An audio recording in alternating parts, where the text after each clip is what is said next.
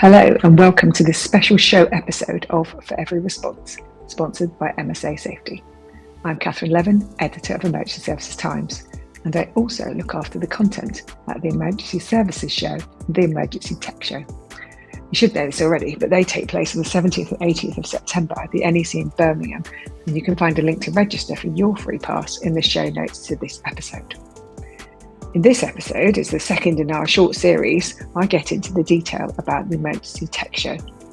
Now in its third year, ETS is expanding to reflect the growing use of technology across all areas of blue light response. Whether that's to improve situational awareness at incidents, save time in recruitment, or finding ways to share information across emergency services, tech is a vital enabler and one that we cannot live without. We've dedicated 2 mornings of our Emergency Tech Leader stage to policing. A huge spender on technology, policing is using tech in new and innovative ways, and I asked Tony Blaker from the National Police Chiefs Council about AI, live facial recognition, and the wicked problems policing is trying to solve. We'll also hear from some of our exhibitors.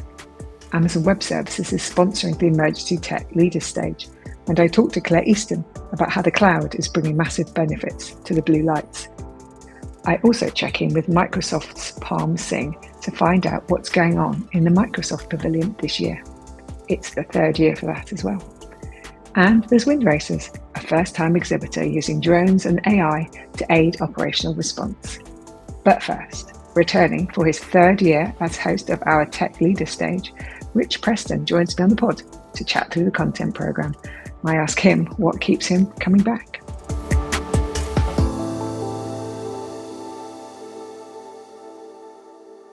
It's just absolutely fascinating. Each year, there's some kind of running themes, which we'll possibly get into later, but there's always new developments.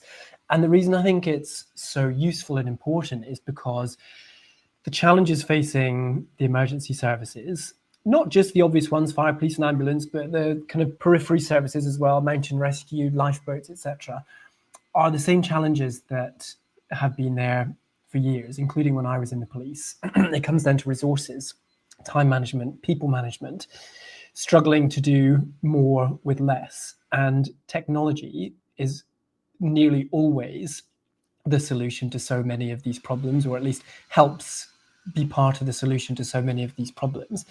And of course, ultimately, it's about helping people, helping the public, saving lives. And it's funny because as an ex-police officer, when I'm walking around the show, the stuff that actually seems to grab my attention most often is the medical stuff. New innovations in, tiny miniature defibrillators, or machines that will keep on doing chest compressions in really difficult circumstances and situations to avoid fatigue in a human doing chest compressions, or drones rescuing people on mountains. It's this kind of stuff that's just absolutely fascinating and is the future of saving lives. Yes, and you described that beautifully. I think you've really set the sort of vision of what the show is all about in terms of bringing together all of those suppliers who are the ones who are bringing solutions for the problems that are faced right across the blue lights. And so for the show, we're able to demonstrate a lot of that through our agenda, through the Emergency Tech Leaders stage, which you'll be hosting for the 2 days. So I'd just like to ask, what are any highlights for you? You've had a look through the agenda. What have you found that you like the look of? Well, I particularly like the Emergency Services Network. Now, that is a topic we covered last year, so I'm glad we're revisiting it this year, because crucial to so many emergency services operation, whether it's a big, huge multi-agency thing or just a single police force doing a missing persons inquiry, it's communication. Whether it's, cop on the street back to base or interagency working to mass casualty events, it's communication and getting messages across to the people that need to hear it when it matters, it being crystal clear from the audio clarity to the data that's carried with that. So the Emergency Services Network is obviously at the very heart of that. It's a big government project. It's expensive. It's got a huge kind of stakeholder base, and getting it right can be the difference between life and death, between someone getting to a call and someone not getting to a call. So constantly scrutinizing that, looking at that, and realistically finding out how it works in practice. You can talk about the high level stuff, the money, the time frame, the cellular network structure, But often what lots of people want to know is, well, if I'm out in -20 wearing big, thick gloves, can I use the push to talk button? Or if I use the Vox feature, is it actually going to work, or is it just going to pick up the noise of people in the background? The actual practical stuff that paramedics, cops, firefighters actually need to know is going to work and that they can rely on. So I think that's really important. And just on that point, Rich, before you move on to another highlight, is that this year the ESN, you spoke to Simon Parr last year, he was the senior responsible owner, and this year we've got some speakers who are from the industry themselves, so IBM leading the way on the technology side. So it's going to have quite a different feel, I think, when you chair that panel this year. Yeah. Related to that, the work that the NHS is doing in ambient scribing, fascinating. And again, this goes back to saving time. You know, if you've got maybe a single crew paramedic or even a double crew ambulance team, if those paramedics are hunched over their tablet entering patient details, it's important, but they're not dealing with the patient in that moment in time. If they can be dealing with the patient whilst, you know, transcribing their notes of their calls in real time with, again, software tech that they can rely on that works, then that just speeds up the process and it helps prioritize patient care rather than what is frankly paperwork, important paperwork, but paperwork nonetheless. It was inevitable, I think, that we were going to be talking about AI in this conversation. We have an AI keynote this year with Professor Richard Aldrich from Warwick University, who's going to be talking about AI insights from the world of spies. Now, when I told you that just before we started this recording, you got quite excited about it. You know about Richard Aldrich. Do you want to just share a little bit about it for our listeners so that they can get excited about and come along to a session too? Yeah, I do. So I've never met him in person. I'm really looking forward to it, but I certainly know his work. And that's because a few years ago, when I went back to school to do a master's in intelligence studies and international security studies, Richard Aldrich was one of the academics whose work I followed really closely. And in particular, when it came to my thesis, in which I wrote about the public disclosure of secret intelligence, Professor Aldrich was someone who's done quite a lot of studying in this area and who was cited heavily in my dissertation. So I'm kind of going to be a bit nervous actually when I meet him. He's a bit of a celeb to me. So really looking forward to hearing about that, and such an interesting topic and one that's unavoidable, certainly in my day job in journalism, also in the emergency services. I remember last year we had a session on how AI is being trialed and researched in emergency call taking to, again, save time with the hope of saving lives. So yeah, fascinating topic, lots to get into there.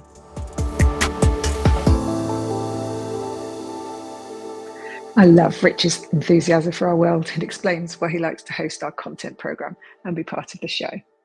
And now let's talk policing. Tony Blaker has 30 years plus in policing under his belt and is now Chief of Staff for the NPCC Digital Data and Technology Programme, working with Chief Constable Rob Carden, who is the lead in this area.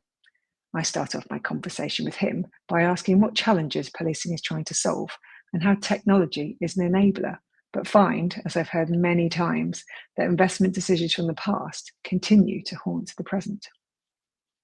It would be hard to talk about police technology without talking about the legacy technology that we've inherited from previous investments. And so one of the key challenges where technology can help us moving forward is to help us reduce our dependence on legacy systems, to modernize, to exploit new low-code, no-code platforms, to exploit the cloud, to reduce the cost of run for our services. So really that's the kind of always the elephant in the room, which is we spend most of our money on running things that we already own that perhaps aren't current generation technologies, and that impedes us from being able to move forwards. But when we do look forwards, which is what we try to do as much as we can, we look at the huge value that police data now has in terms of how it could be integrated. So the ability to use APIs and integration platforms to move data around and to exploit it with advanced analytics with AI to give us new capabilities to prevent and detect crime and to protect the public. So there are huge opportunities around exploiting our data. The whole automation and use of AI offers us great performance and productivity opportunities. Technologies that help us identify criminals, such as facial recognition, so the ability to use data in the form of images and video to work out who people are is great. And yeah, so there's a whole world of opportunities. They're very exciting. We've got to deal with our legacy, and we've got to exploit what's available in front of us. Yeah, so that's interesting that you mention live facial recognition technology there in your list of tech, and of course AI being a huge part of development in this space. We've seen more forces being given technology, the live facial recognition technology, through vans, through funding through the Home Office. And at the show, we'll hear from two forces who are at the early stages of thinking about it. They haven't received the vans, but Police Scotland and Devon and Cornwall will be talking to us about how they are looking at rolling this out within their forces. In terms of the benefits, what do you think those are for policing? Well, obviously huge benefits. If you can use facial recognition to identify dangerous people who are a risk to public safety from crowds, from stopping people in the street. If you can use that technology to pinpoint the people that present the risk to the public and then to intervene with them, it offers you the chance to prevent crime, to detect crime much more effectively. But also, if you do it well, you can perhaps be less intrusive in the way that you police. So if you are doing, for example, stop search, if you can use facial recognition to identify people who are criminals, who are active criminals in your community, it means that you can be more precise. So I think there are twin benefits. A, we can find people that we're looking for, and identify them and sort of contain the risk to public safety. But also we can hopefully use it in a way that builds public confidence, in a way that we're only intervening where we need to with the people that need us to intervene with them. And this links us with body-worn cameras as well, which we're very used to seeing on officer uniform. We'll hear from Lancashire Constabulary at 2:00 on day one, when they're going to tell us about how they're starting to live stream it. What are your thoughts on this? Do you think other forces will do this too? And are there any concerns about forces coping with more and more data? Well, body-worn video has been a great success in policing because after some sort of like hesitant use at the start, where people wonder what the impact would be on the relationship with the public and the way that we police, it's provided a great independent assessment of what happened during an incident, and great evidential tool for collecting evidence of what people do at scenes of crimes. So it's been really, really fantastic. Live streaming gives you that next capability that says police officers who aren't there, or police staff who aren't at the scene, can actually see what's happening and can make better decisions and support those officers in those situations. So if you're in a control room, if you can see what the officer can see, say in a firearms incident, you can much better assess risk, and you can make much better decisions. So that sharing of data from the scene is really important to protect the officers and help the officers protect the public. So it's a really good thing. I think the public are used to the fact that the police and other emergency services use body-worn video now. I don't think live streaming is a huge change to that relationship. But as you say, what it is going to do is start producing large amounts of data. Now, one of our challenges in policing is to store for the appropriate amount of time and pay for the storage of large amounts of data, and video generates so much storage. That's why access to cloud storage is so important, but equally technology that enables us to manage the cost of that storage and make sure that we do it appropriately. And it's interesting because we talked there about two big technologies, the live facial recognition, obviously retrospective, which has been in use already, and body-worn video. But in terms of other problems, you're going to be talking at the show about some what we're calling wicked problems. So we're looking at perhaps some of the less obvious challenges. We've got some suppliers that are going to be on stage with you talking about simultaneous translation, accessing harmful content, and saving time when taking statements from the public. So these are three small firms who are joining the show this year. And I just wondered, in terms of being able to talk to those smaller suppliers, how good is policing at bringing those on rather than dealing just the big firms all the time? You're absolutely right. So classically, when we go to market, we would put out a tender, and we would be looking for a strong and financially resilient supplier with the relevant expertise and resources to assure us that over a contract period they could do the technology right, and they could sustain that. And when you deal with very small companies and startups, often you find that they haven't got a lot of financial resilience. Potentially, they've got a very small number of employees, so there's a little bit of fragility around some of the skills and capabilities they've got. And as we move forward, I think there's opportunities with the way that we now procure. So we're trying to open up policing to small and medium-sized companies, as we work with Tech UK. We work with the Home Office Accelerated Capabilities Environment with their Vivace community. So we're trying, particularly in the innovative technologies, to access those companies.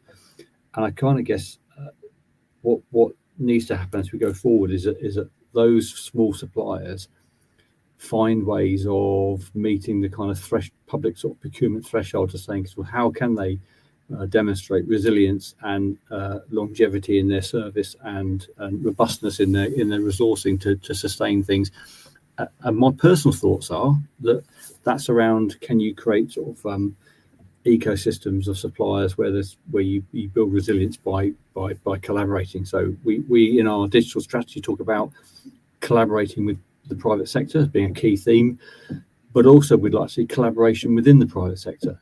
So it's not the case that one supplier can fulfill all the requirements. And with some of the big programs, the successful programs, you see a kind of multi-supplier ecosystem where you might get one of the big suppliers in, but they'll also have a number of smaller suppliers in doing those niche things that they do really well as part of a collaborative effort. So that my kind of key message we'll be saying is if you're a small supplier and you've not been in business long, but you've got a really great product, work out how you can work with other suppliers to bring that to the market and to offer something that we can rely upon and contract with according to procurement regulations. This episode of the Emergency Services Times podcast is sponsored by MSA Safety, proudly supporting emergency services and first responders on the front line. At MSA Safety, protecting first responders isn't just what we do, it's who we are. We work closely with fire and rescue services across the UK to develop and deliver safety solutions designed to meet your ever-evolving needs. That includes MSA Bristol Firefighter PPE, trusted by services across the UK and beyond, shaped through years of collaboration with frontline teams. It also includes our growing investment in innovation and technology, from the connected M1 SCBA modular solution to our agile, fully managed service model that helps keep crews protected and ready to respond. But for us, safety goes beyond equipment. We believe in standing shoulder to shoulder with the people who dedicate their lives to protecting others, whether it's supporting firefighter charities, backing mental health initiatives, or showing up for community events. MSA is proud to be part of the Emergency Services family. To learn more about our work in the UK and how we're supporting first responders every step of the way, visit www.msasafety.com. With MSA Safety, when you go in, we go in with you. That Wicked Problems panel is going to be fascinating. I love the idea of a Dragon's Den style approach to bring the content alive at the show. So make sure you get along to the stage on day one at 11 o'clock. So let's move now to hear from some of our exhibitors, starting with Amazon Web Services. AWS is sponsoring the Emergency Tech Leader stage and exhibiting in the Emergency Tech Show. I spoke to Claire Easton, Head of Solution Architecture for UK Public Safety and Defence at AWS. She tells me she and her team are solely there to empower and create positive change in public safety and defence industries. We start off our chat by talking about why AWS is supporting the show.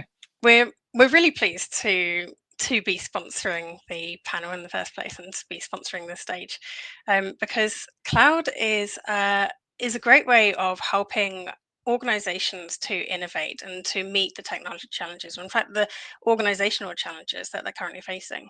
Within UK policing, we set a global standard. We're very good at what we do, but it was designed when technology was far simpler, and the systems and processes that we rely on now were built in a different era. Crime has evolved equally more rapidly than we have in a lot of our organizations, and as a result, forces are now spending £590 million, I believe, annually on just maintaining legacy systems. So whilst they're having to maintain those systems, they're also having to keep up with increasing demand, whether that's more complex crimes, higher public expectations, and to do that in a budget constrained environment and with digital skill gaps. So AWS really helps to tackle some of those challenges that organizations are facing by allowing organizations to spend more time on what they do best, making our community safer, and allowing AWS to do the undifferentiated heavy lifting. We can focus on the IT infrastructure and maintaining security standards with our shared security responsibility model. And that means that forces and organizations can instead concentrate on the things that they need to focus on without having to also be specialists in cloud or in IT infrastructure. So when new threats emerge, AWS in the cloud helps to enable rapid deployment, and new capabilities can get built in a secure manner as fast as possible. Oh, that's a very comprehensive answer. Thank you for that. You mentioned lots of things which I come across in my reporting from Emergency Services Times, talking about legacy systems, you talk about budgets, you're talking about skills, and focusing on what they do best, which is keeping the public safe. So it's really great to hear you talking about that. So at the show, you're going to be on a panel with West Midlands Police. So you talked about policing there in some detail. You're helping them with the challenges that they face. I wonder if you could tell us something about the specifics of the West Midlands, and if there's something unique about the challenges they face, or are they general in terms of the all of the points you just made? That's a very good question. What's brilliant about having West Midlands Police on the panel with us is that they represent challenges that every force faces. They're not unique to West Midlands specifically. The National Policing Digital Strategy talked about forces currently spending $2 billion annually on IT, and every force faces those same challenges around digital skill gaps, fragmented systems not talking to each other, data in silos, struggling to share data effectively between forces and partners, and the rising public demand and expectations that members of the public have around the technology that they're using, all within that constrained budget. So the work that we do at AWS to help organizations with this is we use something called culture of innovation, and it's built around the idea of working backwards. So instead of starting with what technology do we have or what can we afford, we instead start with what's the customer experience, what's the end user experience, and walk backwards through that to the solution. So we literally write the press release first and imagine the ideal outcome for the customer, for the end user, and then work out how to build it. So we're really clear and crisp on what we're trying to achieve. And with West Midlands Police, that's exactly what they did with their Andy Ezra solution. They, instead of asking what AI can we buy, or I don't know, what solution is magically going to tick all of these boxes, they instead said, well, how do we help the members of the public who are currently sitting on hold in our call centres for 25 minutes, where 63% of them give up entirely, and then went, okay, how do we solve that problem? How do we work backwards? How do we get people to the help that they need quickly? And using that working backwards methodology, they were able to articulate the ideal experience to create their 101 non-emergency phone line AI assistant that connects callers to the right person, or it resolves it instantly for them. And as a result, they were able to get the results that they were hoping for. They got that number down to 10-second responses with less than 1% abandonment. And it was using transformational capability with AWS services to achieve that. That's really interesting, this idea of the culture of innovation and working backwards. How did you find the force responded to that? Because it's counterintuitive, it's not quite the way we're used to doing things. So what was it like to create that new way of working with the force on that? It's always really enjoyable to go through that process with any organisation, whether public sector, private sector. I think we often get trapped into the mindset of solutionizing, and instead pivoting that on how do we develop the solutions, but concentrate first on what is the problem that we're trying to solve. It is always well received, and it's always eye-opening for organizations to go through this process, and I absolutely love it personally when we do that. Yeah, and do you take that methodology into all emergency services when you start working with them? Is that the culture of innovation? Is that the way that AWS will work with any service? Is that what I can expect from you? This is a big part of the culture at AWS. We use this methodology for every customer and every partner that we work with, to the point that I use this within my home life as well now. So I see. it is a big part of the way in which we work at AWS. Yes, although presumably you're not issuing press releases in your household. Not quite issuing press releases, but definitely not solutionizing and working backwards from that problem first.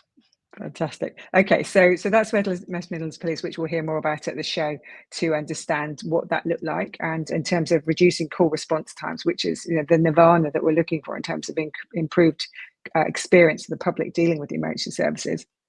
Now let's move on to Black Marble, who's also on the panel with you. You'll partner. There are a tech company that you partner with. I wonder if you could explain how partnership works when you work with another provider like that, and what was the challenge you were trying to solve whilst working with Black Marble? At AWS, we work with lots of different organizations who have expertise in AWS and cloud technology, and oftentimes those partners or organizations partner with us as industry partners as well. What's wonderful about this is it brings together that expertise in the industry and in the cloud computing and the methodology that we walk our customers through. And with Black Marble, they're just one of those partners who have that expertise in AWS and within the industry, and they can bring that together to provide a unique offering to our customers. So they understand emergency services operations and can translate that into cloud solutions using their AWS technology, their AWS skills. They're deep industry expertise combined with that enterprise cloud capability, and working backwards and understanding that process is really important to how they function. As well as hearing from Claire on day 1 at 10 o'clock, we are also joined by her colleague Himanshu Sahni on day 2 at 3:45, where he joins a panel talking about AI in the fire and rescue service. Now, if you were at the show last year, you will remember the Microsoft Pavilion, where it showcased Microsoft partners who are creating solutions for the emergency services. I'm delighted that the pavilion is back this year and is bigger than ever. Fresh from a briefing with partners joining them on the pavilion, I spoke to AI solutions expert Palm Singh to find out what we can expect this year, and find him brimming with enthusiasm. He kicks off our chat by telling us about his role at Microsoft. And my area of focus is all things around Dynamics, around CRM, around low-code Power Platform, apps, automation, agents, and of course, certainly the area that I'm focused on is around public safety and justice. So it's really there to help empower those public safety and justice organizations to genuinely achieve more by things they've already invested in, and certainly the way they can maximize those other existing investments, but also just to get the right outcome for the citizens and for their staff. Brilliant. So public safety at the heart of everything you're doing there. And with the pavilion, you'll have 14 partners sharing how they're working with you to solve the challenges faced by the emergency services. One of the things, or two of the things that you talked about at a briefing we held with those partners last week, was around Microsoft Copilot and agents. I wonder if you could give us a quick elevator pitch about Copilot and where you're seeing great work with it in the blue light sector. Yeah, sure. Elevator pitch with Copilot agents, right? I could generally talk for hours on this one, but I guess the most important thing is, the way we see Copilot is that UI for AI. So it's Copilot within the everyday applications, things like Teams, things like Outlook. So you're using your Copilot, but off the back of that, we see agents, which is basically a business process. So if you think about it, you're in Teams, and every force, and in fact, lots of government agencies, maybe all of them actually, are using Microsoft Teams. but you actually want to understand some detail in relation to a previous meeting, or perhaps you want to analyze a document, and maybe you want to understand trends and analysis. So you can ask Copilot, drag and drop, or even just ask around previous meeting requests. But then after that, perhaps as a result, you want an agent to go to a different line of business application to do something. So it could be to alert people, could be alert teams, or even just create a record in a CRM, for example. So, what's really exciting, we do have these 14 amazing partners with us. We're going to have some great people talking across public safety and justice. But for me, the kicker is just showing how seamless Copilot brings together, how seamless agents work. And really, again, it's the tools that people are using today. And so it'll be phenomenal. And I really can't wait to showcase it with all of our customers there. Fantastic. So I have this idea in my head of these little agents being like little people running around on my computer doing all these great things for me. You used the term agentic when I met you last week. I wonder if you could explain what that means. So we have agents, but they're also agentic. So just tell us a little bit about what that means. Yeah, absolutely. I mean, the way I kind of see things, almost pretty much in the last year or two, the focus has been around Copilot. So, that it's not autopilot, it's Copilot there to help you, and you're the agent in the loop. You're the person there just to make sure whatever you're asking for, it's correct, it's accurate. Now, the next bit around that and where we're heading towards and where things are today, actually, funny enough, is around the agentic approach. So it's that handoff. Instead of you as a user trying to go to different applications, try and do different things, agents can do that on your behalf. Now, pretty soon, we're going to get to a stage where there's new roles forming, new jobs, and new skills. And effectively, you could be in charge of a number of agents.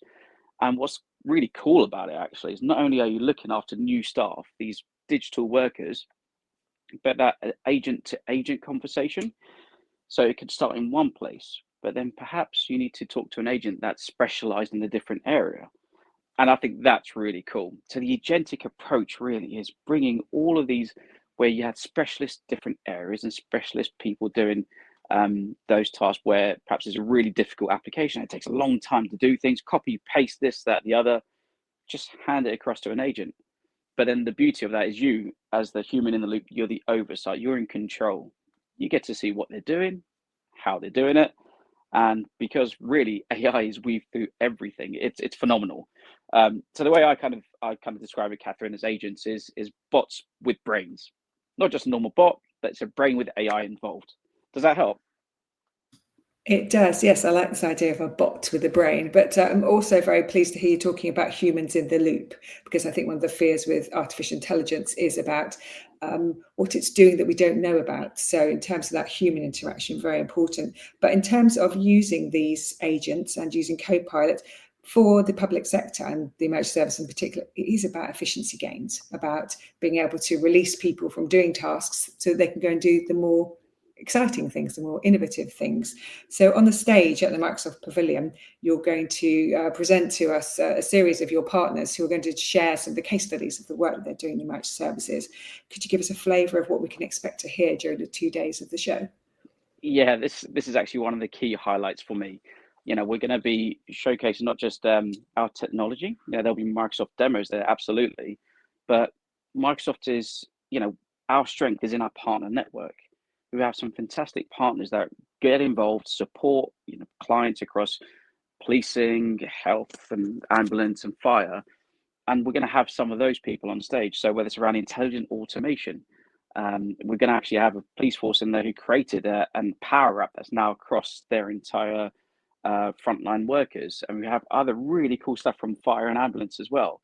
So not only are you going to be hearing and learning, because I think that's also a key takeaway in this, right? Learning, connecting with your peers across public safety and justice, learning from them, the good, the bad, the ugly, but it's the outcomes, which is most important. What has this tech enabled? Now, there'll be demos from Dynamics, there'll be demos of Copilot, agents, data, you name it, will be there. And even on the agentic front, I guess, we kind of see them in three, whether it's to retrieve, perhaps you want to go to policy procedure. And I think that's actually going to be one of the talking points where a customer's used agents to retrieve policy procedure information to make their life easier. There's going to be tasking, where an agent will do a specific task. And where we're heading towards next is that autonomous approach. where you can actually hand it off completely to an agent to run automatically.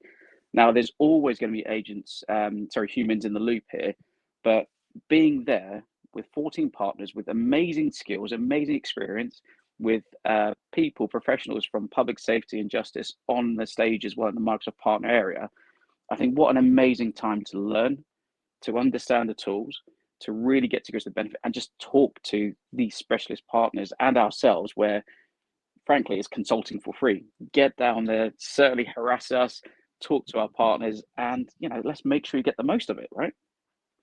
Yes, definitely. And you described the nature of the show beautifully there, which is about connecting people, about learning, and about having those conversations, which would be very tricky to do over a screen. It's nice to sit down with coffee. The space that we've got for the pavilion is really lovely spaced out now, with little stools for people to sit and have a chat with your partners, with the stage in the middle there. So I think you have given us a fantastic advert for the Microsoft Pavilion. So thank you so much, Palm, for sharing that today. I'm excited about it. I'll be very much going to have a look around, see what it's all about.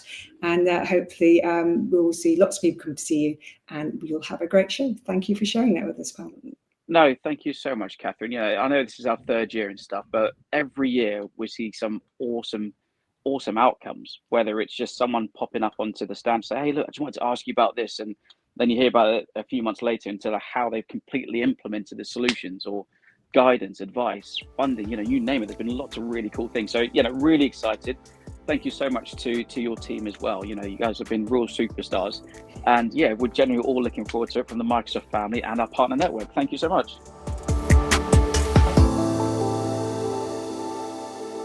Well, I like being called a superstar. What an enthusiastic summary of what you can expect to see when you visit the Microsoft Pavilion this year. Now, for something completely different, drones. I'm a big fan of drones. We had a great session at last year's show where Keith Bennett talked about their use in police, and Tim Murrell shared how Fire is innovating in this space. And this year, we're talking swarms. That may sound a bit alarming, but my next guest from Wind Racers offers reassurance that this is one way of using lots of drones to detect wildfires. As a first-time exhibitor, Stephen Krajewski starts by telling me about Wind Racers and why they decided to join us this year. Wind Racers is one of the leading UAV companies, drone companies right now in the world, specializing in long-distance heavy lift UAVs. Okay, and you talk about UAVs. Could you just explain what that means to our audience? UAV? So drone, but UAV Yeah. maybe not so much. It's a drone. UAV is another term for drone. We are a drone manufacturer, but we're not your typical drone. We're, in fact, very large. We're, if you think about 2 London cabs, that's how wide we are. We have a wingspan of 10 meters. We have the ability to fly for about 9 hours in the air and carry 150 kilogram payload with a range up to 1,000 kilometers. Wow, that is huge. 2 London taxis stuck together. That's amazing. So in terms of the emergency services then, what use cases are you seeing for the use of your technology? We have 3 general use case areas called deliver, drop, and detect. We call it 3D. And in one of the kind of subcategories of the use cases, we have been collaborating with our British universities for a wildfire detection and suppression capability as well. And that uses various forms of AI including swarming and imaging as well too. And that's why we thought we would go to the emergency services show to talk about that, but also talk about the other use cases related to delivery, such as delivery of, say, emergency medical equipment or emergency medicine, either in emergency or humanitarian situations. And also dropping, which is a capability to be able to parachute out supplies, critical aid, from the underside of the aircraft. Wow, how interesting. That's quite a range of things that you can do there. I'm interested in the swarm technology. We have 2 academics speaking at the show on the 18th at 12 o'clock about swarms of drones operating in a wildfire environment. They talk about it. It sounded quite kind of futuristic, but are you suggesting that is available today? Could that be used now? It's available today. I think there still needs to be work to hone the technology. But I mean, many argue that swarming, the swarm technology is really, if there's a killer app for drones, that ability to work in concert is really what you could really say. But when it comes to swarm for us, we're using actually that as an AI-based technology, but also AI-based imaging to be able to detect smoke. So the idea is we have our kind of long distance heavy lift drone that can stay in the air for 9 hours patrolling an area of woodland. And if you have 9 or 10 of them, you can patrol the area of California, in theory. And as you patrol, you use the imaging to see, okay, well, is that smoke, right? And the imaging has to be good enough to be able to say, well, is that a campfire? Or is that actually the beginnings of a fire, right? And we're working on that with University of Sheffield, and then the University of Bristol is helping us on the swarm technology. So we identify the smoke, we identify a nascent wildfire, and if we have multiple ultras in the air, that's the name of our platform, Ultra, we can swarm those, and the platforms are carrying suppressant, so they can fly low over the area, the nascent wildfire, and drop an amount, not much suppressant, but some suppressant, one after the other, especially if you have multiple. So that's the idea. It's really early detection and attempts at early suppression before they get out of control. It's not about firefighting or fighting fires that are already basically out of control. It's stopping them before they get out of control using swarm and AI imaging. Right. So I'm trying to imagine many of these UAVs up in the sky, quite large, these 2 taxi loads of UAV. Isn't that a bit scary to see that in the sky? How high up would they be, and what environment? Do you see that in an urban environment or purely in a sort of remote environment? Because I imagine California have a lot more space than we do. So where would you see that working in the UK context? We're operational in places like Ukraine right now, so we are dual use, defense and civilian. And when it comes to civilian, the way that the current airspace is governed is that uncrewed or UAVs or drones have a different set of rules than crewed. And that's for good reason. CAA in particular needs to keep people safe. We're still developing the industry. So is it scary? No, it's not scary at all. It's like it's you see it above. It's just like an aircraft flying over your head, as you would maybe in central London. You see that all the time. But we are really working with the CAA first to fly in remote areas, low population areas. For example, in the Highlands and Islands of Scotland, in the where you're flying over water mostly, right? And also flying over maybe at most low population density, maybe just kind of many kind of fields and agriculture and sheep and things like that. We're not trying to fly over, say, London to Birmingham. That's not for right now, but it will happen in the future. It's interesting you mentioned Scotland, because they do have an incredible amount of wildfires up there, and that has been growing. So I imagine that something like this would be incredibly helpful to. Are you talking with individual fire services or the National Fire Chiefs Council about using this and testing it out? Is that the 2 pilots you talked about, Sheffield and Bristol, or is there something separate you're doing with the services? Yeah, I mean, you have to see we're kind of the aerial component of it. We're not necessarily the entire solution, but we're working closely with the Lancashire Fire Department. Okay, so Lancashire has the lead for drones for the National Fire Chiefs Council. Tim Yeah, Miles, so you're working I with him. believe so. Don't quote me on that. Okay, all right. Well, that's good to know, because it's good to know the conversations are going on, and it's interesting seeing these developments. You talked also about the delivery of medical supplies. So in terms of a health context and helping our ambulance colleagues, I wonder, could you give us some sense of what that would look like? Is that an urban environment rather than a rural one, or how does that look? I think for civilian use like that, it's going to be remote locations first. For example, during COVID, we were given the opportunity to deliver vaccines from out to the Isles of Scilly, from the south of England, And that was groundbreaking in terms of those first type of flights. And now you see kind of many kind of smaller drones doing that in various urban locations. But for us, what we see our medical aid capability or use case is really, again, remote locations. For example, Highlands and Islands of Scotland. We've talked to various communities in the Northern Isles that, for example, want to be able to bring veterinary supplies to places where, again, they're managing sheep, producing wool, so they want to be able to maintain their livestock, vaccinations, those type of things. So, and then in the humanitarian context, we will be working with organizations like Aviation Without Borders, Aviation Sans Frontières, and we should be flying in Malawi later this year, where we're going to be trialing medical supply and aid delivery. What an interesting insight into the world of drones. I never thought I'd end up talking about measuring drones by taxi, but there you go. That's the great thing about the show, learning all the time.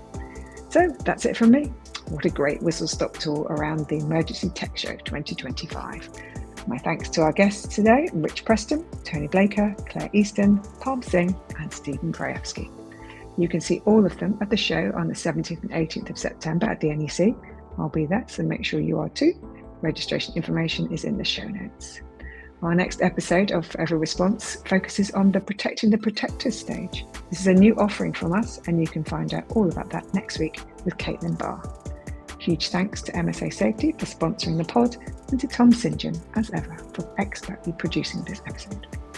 Make sure you're subscribed on your favourite pod platform and be the first to hear new episodes of Forever Response, the podcast from Emergency Services Times.